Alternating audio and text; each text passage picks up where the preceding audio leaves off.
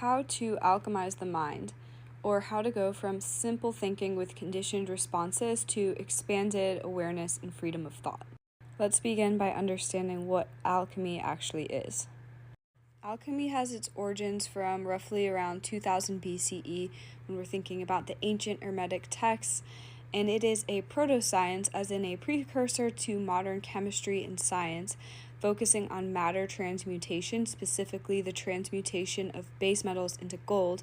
And it was also a philosophy, so it focused on metaphysics, the pursuit of enlightenment, the discovery of the philosopher's stone, which was supposed to grant its user immortality, and so on. Okay, so how does this connect with the mind? Well, alchemy, this root chem inside of alchemy, has its origins in the ancient Egyptian word chemia or chemia, which means black or land of fertile soil. Stay with me. Now, there are many other cells in the brain, but we're focusing on neurons. So let's think of the brain as a group of neurons, and these cells get signals, and what happens is they propagate this signal down the axon, and this is signaled to release a chemical messenger from the ends of the axon terminal. And each of these signals is connected to another dendrite, which is connected to another cell body, which is propagated down another axon if it basically gets enough of a signal. What's going on when a neuron depolarizes? Well, sodium is going into the cell, and potassium is going out of the cell later on when it repolarizes.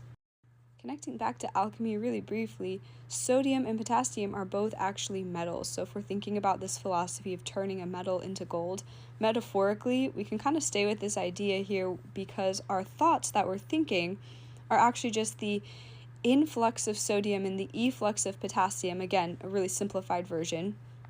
But what's going on is every time you're thinking a thought, it's just your brain receiving chemical messages, and they hit a threshold enough to cause this propagation of ions down a axon, and then continue that propagation in other neurons as well. So this is a depolarization and a repolarization, and we know the movement of ions, or positively and negatively charged atoms, is also known as electricity. Now, taking this a step further, the coordinated depolarization and repolarization of neurons in the brain, when we have a group of these neurons depolarizing and repolarizing at roughly similar times, what ends up happening because of this electricity is we are able to actually measure the waves of your brain. So these brain waves are measured by electrical activity, and they're ranging from gamma to delta, and these can not only be measured by this electrical activity that can be, again, physically measured, but it can be measured by your state of consciousness as well. So gamma is the fastest frequency, and this is when you're experiencing peak excitement or alertness, but beta is where we're spending most of our time as humans in today's society. When we get to alpha, that's when we're hitting meditation or a flow state of concentration, maybe if you're working on an art project or you're just very focused on something. And then when we get to theta and delta, this is where the transformation and change happens. Delta is usually when it's really slow waves when you're in really deep sleep, and theta is early light stages of sleep, but it's also when you enter a trance state. So most of our day is spent in conscious reality, or beta, but when we move deeper from the alpha, slowing down to theta and delta, we can move into the unconscious reality. And if you saw my video the other day, I talked about how consciously we only process 50 to 60 bits of information per second consciously, but we are actually processing between 10 and 11 million bits of information unconsciously. And this is where we get the idea that the unconscious mind is the gateway to infinite possibilities. So if we think back to alchemizing the mind, the conscious reality with its limited bits of information has these simple thinking, conditioned responses, whereas the unconscious reality is the gateway to change. But this is where most people get it a little bit wrong. It doesn't stop here. The unconscious mind is a gateway, but a gateway to what? The unconscious mind, or the unconscious reality, is a gateway to consciousness itself, or the unified field, or in Buddhism we call it the original mind.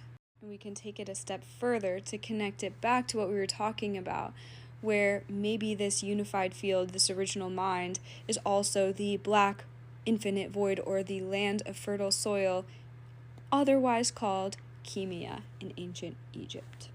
So how do we get from conscious reality to unconscious to consciousness itself? By taking this journey from consciousness to unconsciousness to reaching consciousness itself, we're then able to integrate that or access more infinite information by taking this information from the original mind and allowing us to actively choose from the infinite amount of opportunities and options in unconscious mind, and then finally integrate that into our conscious reality by having this expanded freedom of thought. And we do this through meditation and trance work. So in conclusion, meditation accesses the unconscious mind as a gateway to Chemia, allowing other or infinite expansion and transformation of the mind. How to alchemize the mind? Meditate.